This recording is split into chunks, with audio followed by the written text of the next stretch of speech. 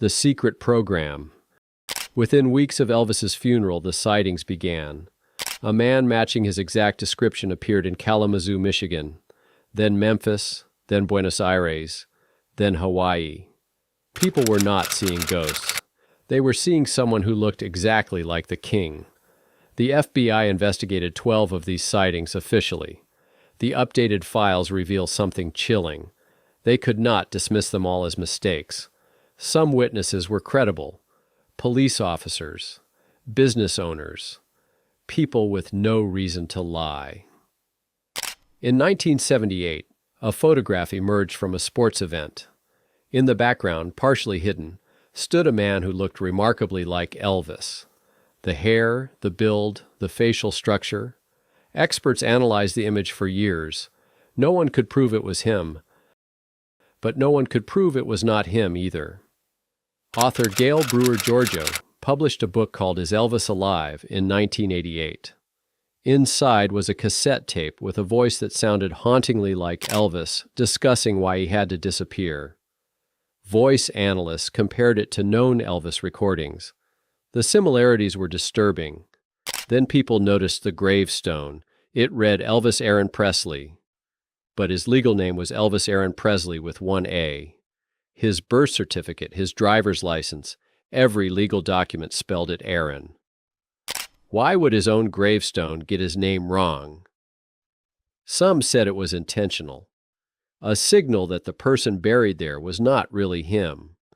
The death certificate had problems too. Medical procedures were not followed correctly. Signatures looked rushed. Details were inconsistent with standard protocol. It was sloppy for someone so famous. The Witness Protection Program was established in 1970, the exact same year Elvis met Nixon and got his federal badge. The program had specific criteria. The person needed a credible threat against their life. They needed valuable testimony, and they needed to be willing to disappear forever.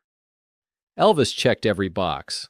Several high-profile individuals entered witness protection during the 70s. Their deaths were staged, families were told, funerals were held, and then those people vanished into new identities in quiet towns across America. Elvis told Priscilla and Lisa Marie strange things in his final years. He talked about going away for a while. He said they might not see him, but he would always watch over them. At the time, they thought he meant touring. Now those words carry different weight. His life insurance policies paid out suspiciously fast. Insurance companies always investigate celebrity deaths carefully. Fraudulent claims cost them millions. Yet Elvis's multiple policies paid without contest. No delays, no investigations, nothing. The FBI and DEA had techniques for staging deaths in the 70s. Closed caskets prevented viewing. Wax figures could fool mourners at a distance. Quick burials meant no one looked too closely. Falsified medical records created paper trails. It had been done before for informants in danger. The updated files contain references to something called Operation Fountain. Large sections remain redacted, but visible portions mention asset relocation during August 1977. Asset is federal code for a protected witness. What the updated files actually reveal, pages 547 through 612. For nearly 50 years, these pages in Elvis Presley's FBI file were completely redacted. Solid black ink covered every word. Now they are partially visible. What they contain is absolutely terrifying. The documents changed classification 3 times. They started as top secret, meaning disclosure could cause exceptionally grave damage to national security. Then they moved to classified. Now they are partially declassified. The 50-year rule triggered automatic review. Certain information must be released after half a century unless it endangers living people or ongoing operations. Someone decided enough time had passed, or enough people had passed away. Witness testimonies from Graceland staff tell a different story than the official timeline. A housekeeper reported an ambulance arriving at 1:15 in the afternoon, but the emergency call was not placed until 2:33. How did paramedics arrive over an hour before anyone called them? Multiple staff members describe men in dark suits throughout Graceland on August 16th. These men were not family, they were not medical personnel, they were not Memphis police. No one could identify them. They appeared in the morning and disappeared after the ambulance left. Their names appear nowhere in official reports. Bank records show large transfers from Elvis's accounts on August 12th and 13th. Hundreds of thousands of dollars moved to accounts that cannot be traced. The transactions were authorized with Elvis's signature. Days before he supposedly passed away, someone was moving his money. Flight manifests are the most damning evidence.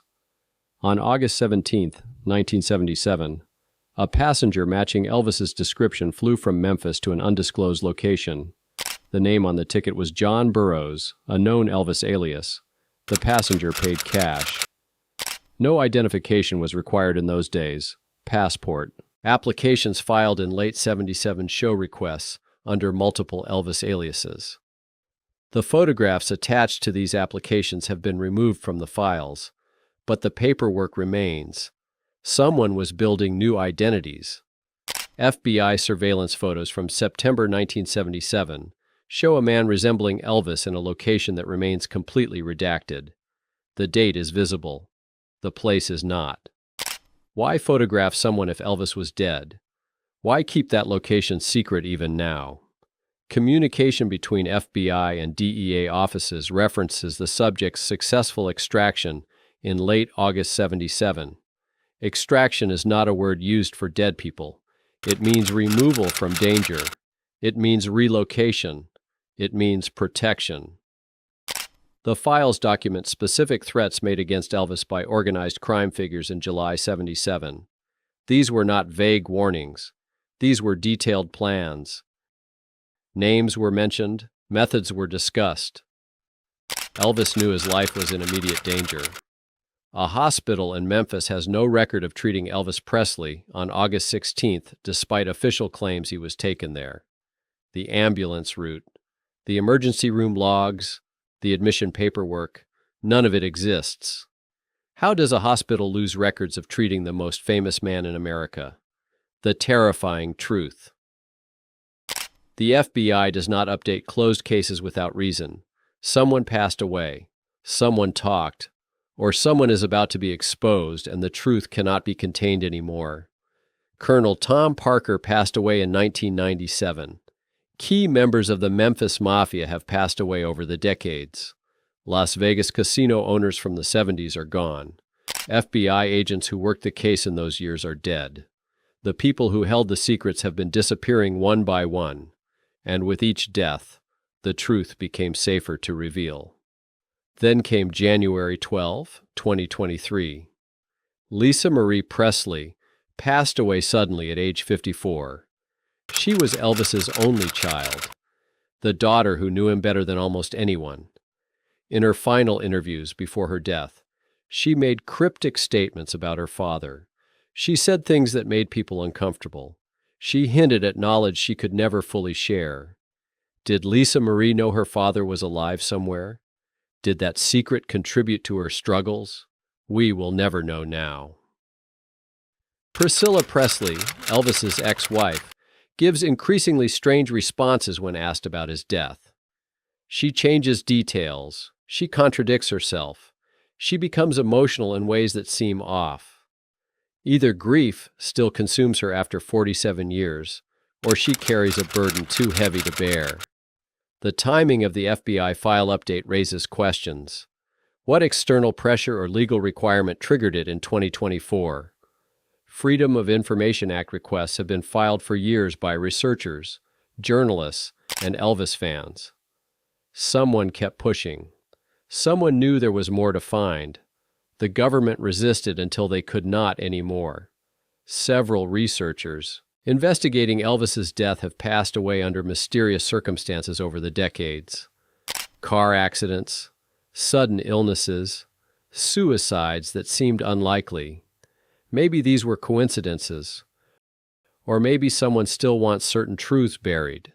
If Elvis entered witness protection and testified against organized crime families, his information would have devastated major criminal enterprises. Those organizations did not disappear.